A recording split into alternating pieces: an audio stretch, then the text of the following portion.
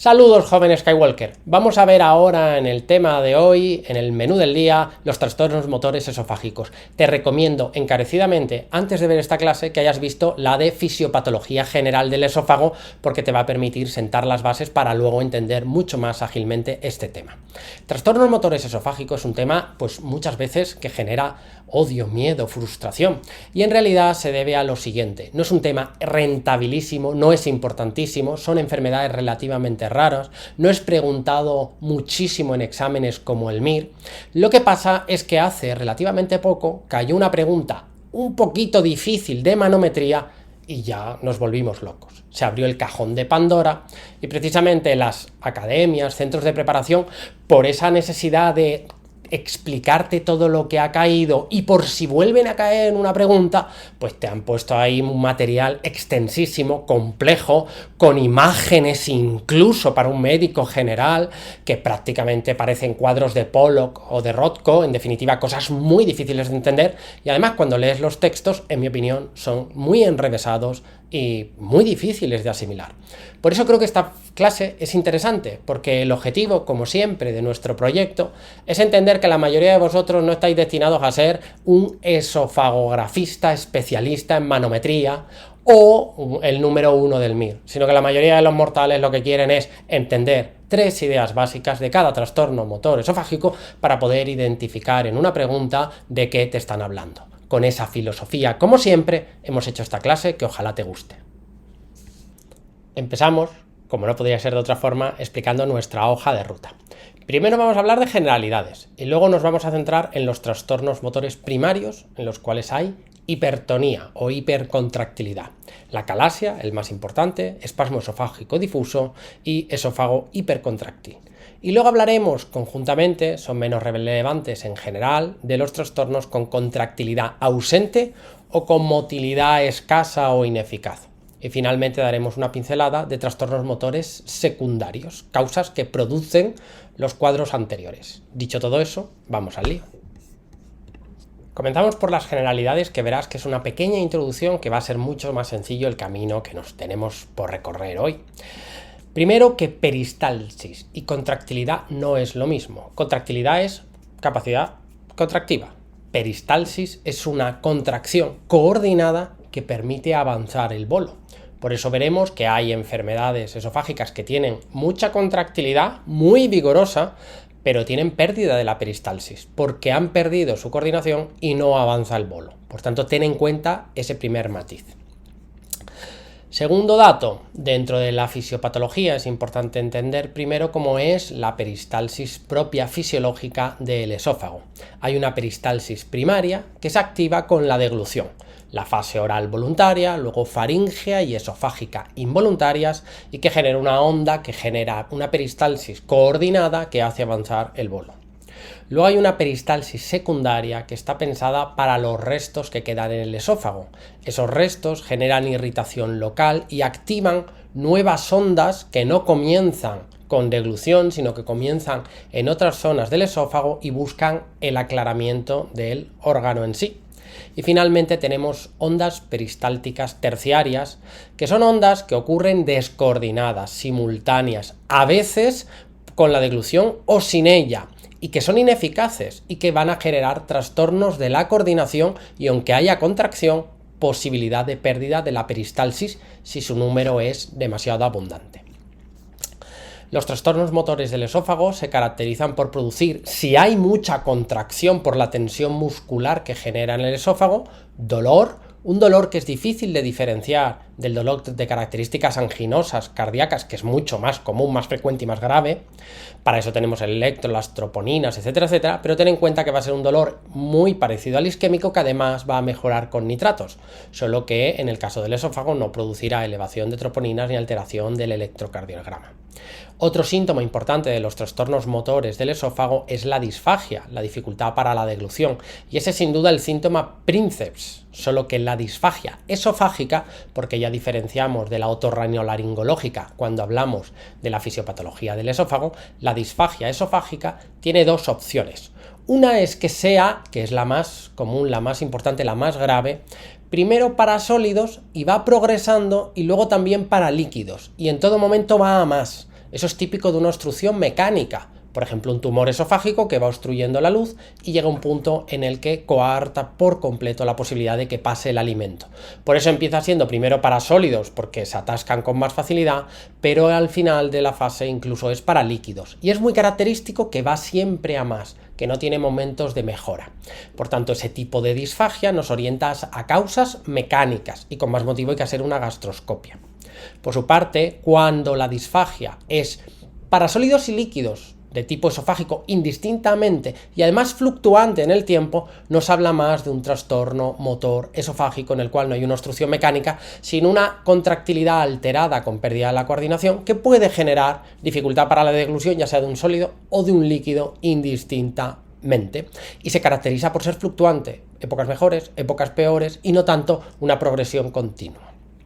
Evidentemente, este criterio clínico ayuda, pero siempre hay que hacer una gastroscopia, porque incluso los trastornos motores, que parece motor y parece una disfagia funcional, detrás puede tener una enfermedad esofágica que está produciendo esa disfagia funcional. Por tanto, es muy importante siempre la prueba como gastroscopia, aunque no te diagnostica la gastroscopia el trastorno motor, sí que te ayuda a descartar patología secundaria.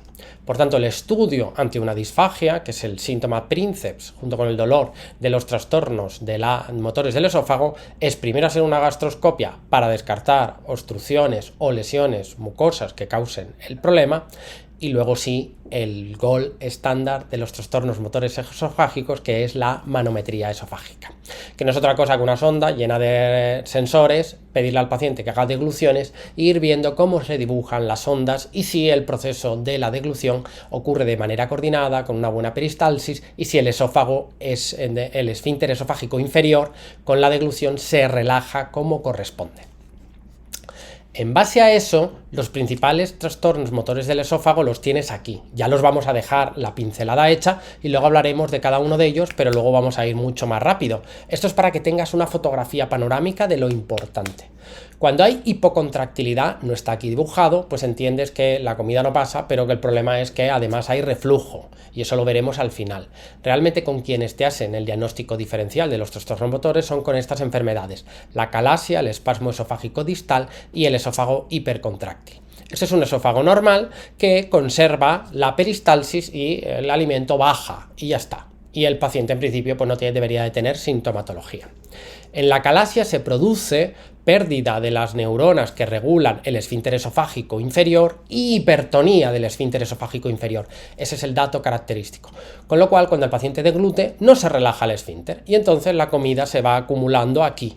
Y puede ser que el resto del esófago tenga trastorno de motilidad secundario a que no es capaz de vencer la obstrucción dinámica, porque no es una obstrucción física por una lesión, es simplemente que el esfínter está hipertónico.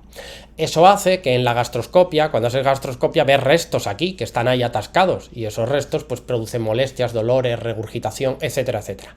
La clave de la calasia, el dato es esfínter esofágico hipertónico, que no se relaja con la deglución, y además alteración de la motricidad secundaria del esófago, pero lo que lo define es el esfínter esofágico hipertónico.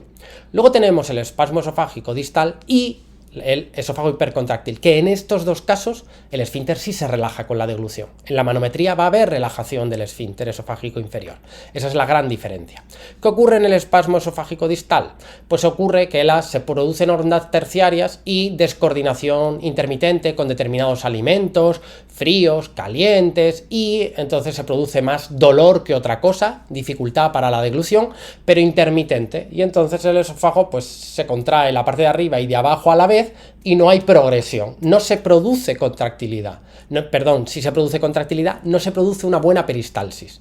Entonces se caracteriza porque el esófago distal se relaja adecuadamente, pero por el camino ocurren contracciones descoordinadas, con lo cual se estropea la peristalsis y el alimento no avanza. Lo que pasa es que es intermitente y luego acaba cayendo por su propio peso.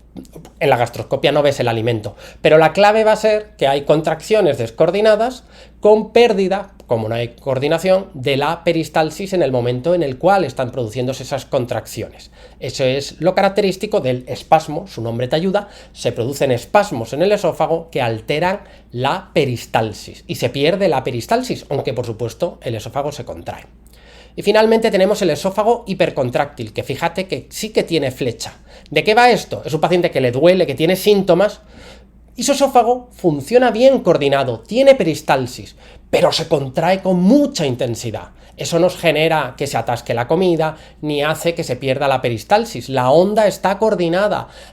Digamos que la onda de peristalsis primaria se produce con normalidad en cuanto a la coordinación, pero la intensidad de fuerza que genera es muy alta y al paciente le duele.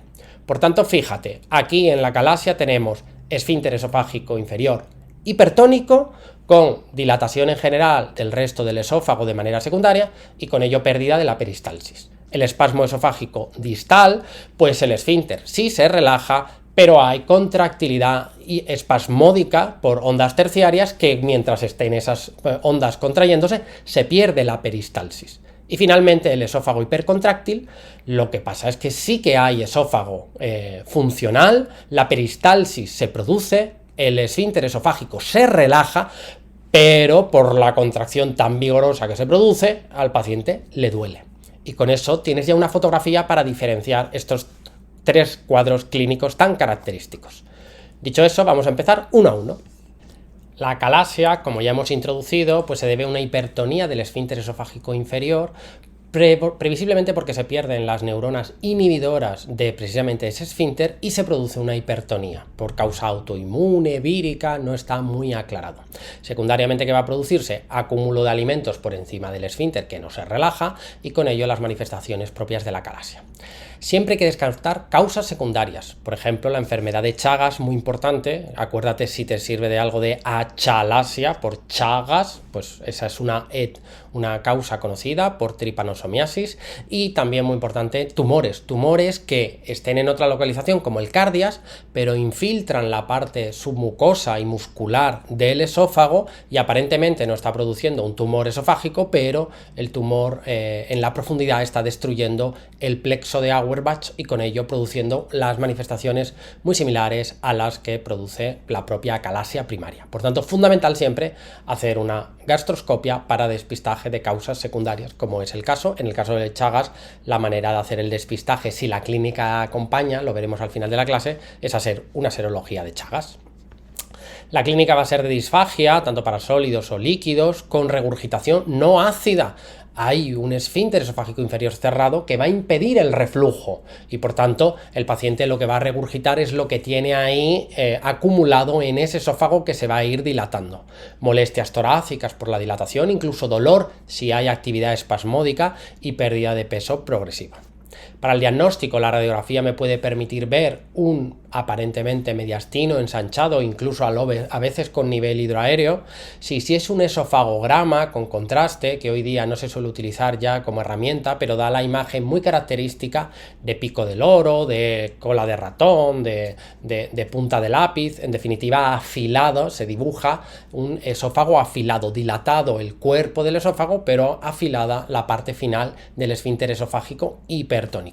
La forma de diagnóstico, el gold estándar, evidentemente, una vez hemos descartado con la endoscopia causas secundarias, la endoscopia lo que suele ver son los restos aquí acumulados que no son capaces de pasar por el esfínter esofágico inferior, pues una vez hemos descartado eso, hacemos una manometría y confirmamos la presencia de un esfínter esofágico hipertónico con alteración probable de la contractilidad del cuerpo esofágico de manera secundaria, pero la clave es que el esfínter está hipertónico. Distinguimos tres tipos de acalasia. La tipo 1 es que el cuerpo del esófago está totalmente dilatado y por tanto hay aperistalsis. La tipo 2 no está del todo relajado, mantiene el tono, hay presurización. Y la tipo 3 es la forma espástica, en la cual, por así decirlo, el cuerpo del esófago hace lucha y este es el cuadro que puede generar más dolor al paciente. Complicaciones: esofagitis, neumonía aspirativa, pérdida de peso y, muy importante, supone un factor de riesgo para el desarrollo por la esofagitis crónica que produce de cáncer esofágico, pero del tipo epidermoide escamoso, que es el epitelio típico del esófago. ¿Cómo se trata? El tratamiento médico no suele ser muy eficaz. Sí que puedes utilizar inyecciones de toxina botulínica, pero la norma es que recurre y hay que reinyectar, o dilataciones neumáticas, que también puede recidivar. Lo suyo es hacer una técnica que abra, por así decirlo, el esfínter. Y hay una opción que es submucosa, se hace vía endoscópica, se pincha la submucosa y digamos que con una tijera, dicho mal y pronto, se corta la musculatura de alrededor de la zona del esfínter desde una endoscopia, sin cirugía abierta. Lo que pasa es que eso te deja el esfínter abierto con riesgo de reflujo, que es su efecto secundario más importante. Y luego hay una técnica que es de la de elección, por así decirlo, en pacientes jóvenes candidatos a cirugía, que es la miotomía extramucosa, que es cirugía abierta, se le da un tajo al esfínter y con eso ya queda abierto, pero como sabemos que eso va a producir reflujo gastroesofágico, hacemos una técnica quirúrgica, una corbata con el estómago alrededor del esófago para evitar el reflujo. Por lo tanto, abrimos el esfínter, pero intentamos construir una especie de pseudoesfínter que reduzca el riesgo de esofagitis secundaria, reflujo, el riesgo de reflujo. Pasamos ahora a espasmo esofágico distal, antes llamado difuso. Pues bien, aquí se producen contracciones espontáneas, ondas terciarias, a veces en el contexto de la deglución de alimentos o muy fríos o muy calientes, con lo cual se descoordina el esófago y se produce intermitentemente, no es continuo, contracciones adelantadas que atascan la comida y esas contracciones pueden ser especialmente espásticas y generar dolor. Eso sí, el esfínter esofágico inferior se relaja con normalidad y por tanto no está alterado. La clínica va a ser dolor torácico en contexto de ciertos desencadenantes alimentarios o no y posibilidad de disfagia, pero con este perfil intermitente. El diagnóstico, pues si hacemos un esofagograma y en ese momento, es decir, contraste varitado, radiología, y en ese momento el paciente hace el espasmo, pues podemos ver la famosa imagen de esófago en sacabocados. Pues bueno, en la endoscopia, que siempre hacemos por si hay alguna lesión ahí, pues es normal, no encontramos hallazgo, y el diagnóstico definitivo pues lo hace la manometría, en la cual se van a objetivar un esfínter esofágico inferior que se relaja con normalidad, pero en un cierto número de degluciones, una actividad frenética a lo largo del cuerpo esofágico descoordinada que altera la peristalsis normal. Esa es la característica principal. Aumento de ondas terciarias, ya digo, alterando el propio proceso de peristalsis de la progresión, con un esfínter esofágico inferior, como ya hemos dicho, que se relaja de manera normal.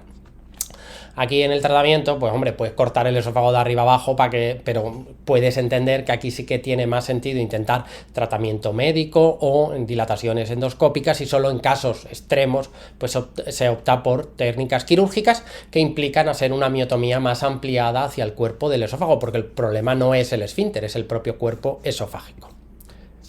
Explicamos ahora otra vez el esófago hipercontráctil. En este caso tenemos un paciente que va a tener síntomas, es importante que tenga síntomas, no es un hallazgo manométrico, tiene que tener síntomas, principalmente dolor, en el contexto de la deglución, en el cual se va a producir una contracción, digamos que de morfología normal, con peristalsis conservada y con relajación del esfínter esofágico inferior, pero en una intensidad, en una fuerza contráctil tal que produce síntomas de dolor. Y lo que predomina es la clínica dolorosa. Por tanto, suele haber clínica de dolor y con ese dolor, como se asocia a la deglución, el paciente puede notar sensación de disfagia, aunque en realidad la peristalsis está preservada y ese es el dato clave. ¿Cómo se diagnostica? Pues bueno, el esofagograma no tiene un aspecto muy característico, se van a producir una onda normal de progresión, solo que esa onda es tan intensa que al paciente le duele, pero en realidad el esofagograma pues va a ser normal. En la endoscopia no deberíamos ver ninguna alteración reseñable y la manometría nos va a dar la clave, vamos a ver contracciones muy vigorosas, pero coordinadas. Esa es la clave, con un esfínter esofágico inferior que por supuesto se relaja adecuadamente. ¿Cómo se trata? Pues de forma similar al espasmo esofágico difuso. Por tanto, tenemos peristalsis normal y esfínter esofágico que se relaja con la deglución, pues eso es la normalidad de la función esofágica. Luego tenemos la calasia, esfínter esofágico inferior hipertónico con alteración de la motricidad secundaria del esófago, que puede estar hipocontráctil o acontráctil, mejor dicho, la tipo 1, con cierta presurización, la tipo 2, o con espasmo pero con esfínter hipercontraído, ya digo, que sería la tipo 3. En este caso tiene más sentido hacer dilataciones y cirugías para corregir el trastorno. Clave que hay acúmulo de alimentos aquí en el esófago y se va a ir dilatando. Luego tenemos el espasmo esofágico distal, donde las ondas no se coordinan de manera intermitente y el paciente tiene dolor y disfagia, y la clave está que el esfínter esofágico inferior sí que se dilata, pero que la descoordinación no genera una onda bonita de peristalsis y por tanto se rompe la continuidad de la deglución. Finalmente, el esófago hipercontráctil es un esófago normal, para entendernos, funciona normal, el nombre te ayuda, solo que se contrae con mucha fuerza, y como se contrae con mucha fuerza, duele. Ahora pasamos a hablar de dos trastornos en uno, que es cuando la contractilidad está ausente del esófago y por tanto debilidad y pérdida de contractibilidad y secundariamente de peristalsis, pero digamos que es el esófago relajado, no se contrae adecuadamente, y motilidad esofágica ineficaz, que es algo parecido, no hay suficiente fuerza de contracción. Estos dos cuadros lo vemos todo junto, la consecuencia, dado que no hay contracciones, pues claro, las degluciones son débiles. Como no hay fuerza deglutoria, no suele haber dolor. Lo que sí va a ocurrir es que puede haber reflujo, porque el esfínter esofágico inferior funciona con normalidad o incluso está hipotónico, con lo cual lo que sí que hay es mucho reflujo. La clínica de la contractilidad perdida en el esófago se caracteriza sobre todo por reflujo y por tanto con pirosis, cosa que no tenía la acalasia, y también pues puede el paciente identificar o notar dificultad para la deglución, disfagia porque el alimento no avanza porque no hay contracción. Lo que es raro es que haya dolor porque no hay espasmo asociado. Las causas, muy importante, la esclerodermia, que recuerda que afecta al músculo liso esofágico y por eso afecta a los 2/3 inferiores del esófago, pero también diabetes, hipotiroidismo, neuropatías, etcétera, etcétera. Ese trastorno, por tanto, se va a basar principalmente en esfínter funcional, pero incluso hipotónico, con mala contractilidad esofágica, que favorece sobre todo reflujo y no tanto dolor torácico. Aprovechamos ahora solo para repasar dos patologías que producen trastornos motores esofágicos y por tanto son trastornos motores esofágicos secundarios, como es la esclerodermia, que ya lo hemos nombrado, pero también la enfermedad de Chagas. En relación a la esclerodermia, se produce una alteración del músculo liso y por tanto afecta a los 2/3 inferiores del esófago, en el cual se produce hipotensión esofágica, para entendernos, y esfínter esofágico también hipotenso, con lo cual hay reflujo, que es lo que más predomina en la clínica. Hay más pirosis que disfagia y desde luego lo que no suele haber o no debería haber es dolor porque no hay espasmo muscular. Esta enfermedad, la esclerodermia, aprovechamos ya para repasar cosas de reuma, como hacemos siempre en nuestras clases. Recuerda que se asocia más frecuente en mujeres, fenómeno de Raynaud, endurecimiento cutáneo, neumonitis intersticial, neumopatía, una anine potencialmente grave, sobre todo cuando se asocia a anticuerpos anti-SCL70 o antitopoisomerasa 1, que es lo mismo. También recuerda que se asociaba a hipertensión pulmonar, sobre todo aquellos pacientes que tenían anticuerpos anticentrómero, y también se asocia a crisis renales esclerodérmicas, sobre todo aquellos pacientes que tenían los anti-RNA polimerasa 3 positivo. ¿Cómo se trata la afectación esofágica de la esclerodermia? Pues con IBPs, inhibidores de la bomba de protones, para controlar el reflujo. Ese es el tratamiento principal.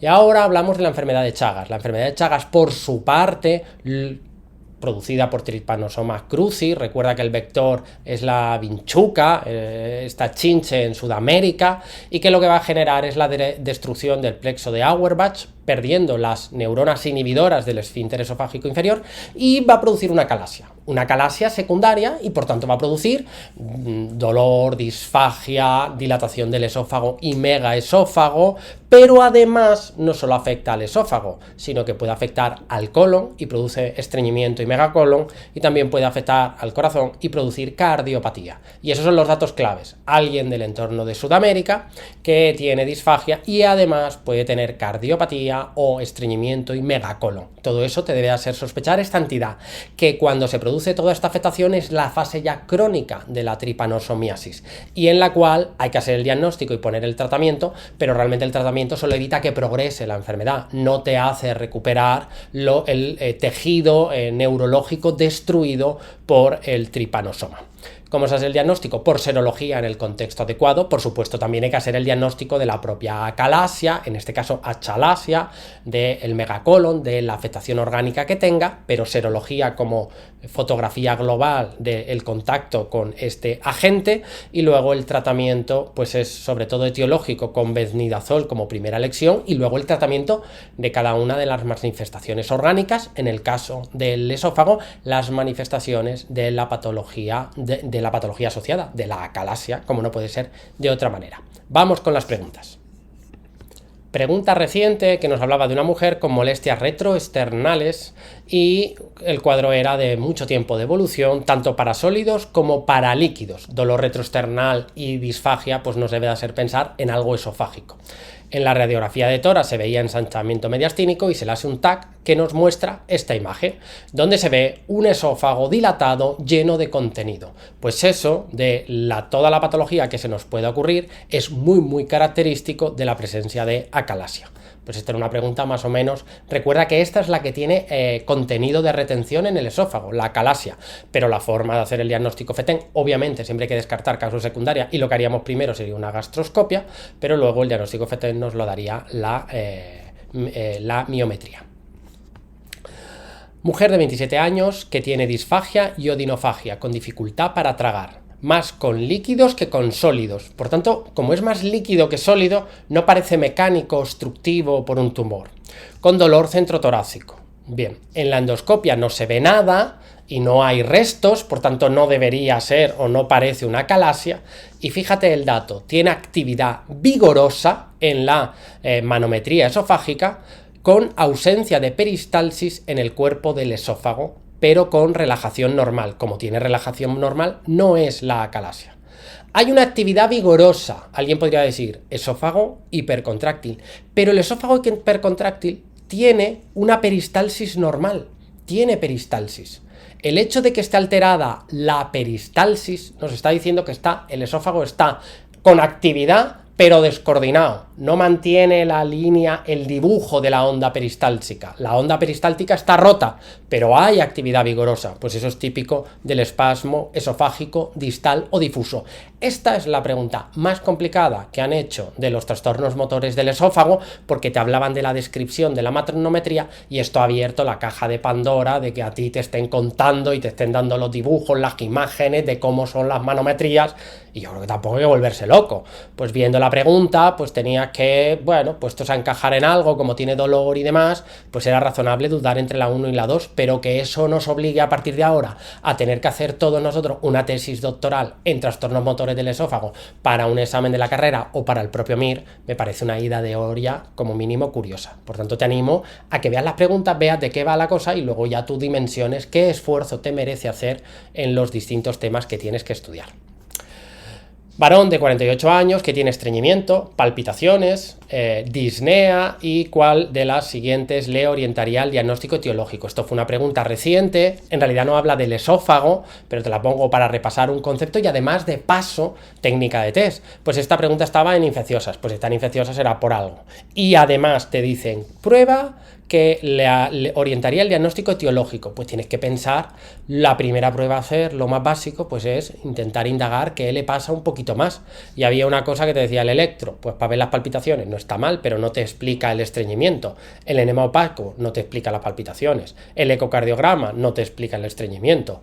Preguntar el país de procedencia, hombre, pues eso parece, pues muy baratito, lo hace sobre la marcha, y si es alguien que viene de Sudamérica, alguien que tiene estreñimiento, cardiopatía y quizá incluso disfagia asociada, pues pregunta la posibilidad del contacto epidemiológico de riesgo por el país de origen, y en ese caso pídele a posteriori la serología, aparte de hacerle el resto de pruebas, por supuesto. Mujer de 43 años que tiene dificultad para la ingesta, vale. Con dolor torácico, vale, ahí habrán contracciones. Ha perdido kilos, ahí 4 o 5. Y en la gastroscopia se ven restos en esófago. Como hay restos, eso ya te orienta de todos los trastornos a la acalasia. Se completa estudio con manometría. ¿Qué alteración cree que va a encontrar? Como hay restos de retención, pues yo me esperaría encontrar la manometría propia de una acalasia, que es un esfínter esofágico hipertónico con alteración de la contractilidad del cuerpo esofágico. Pues peristalsis, pérdida, que puede haber contracciones, contractilidad puede haber, pero pérdida de la línea de peristalsis con esfínter esofágico inferior hipertónico o hipertenso.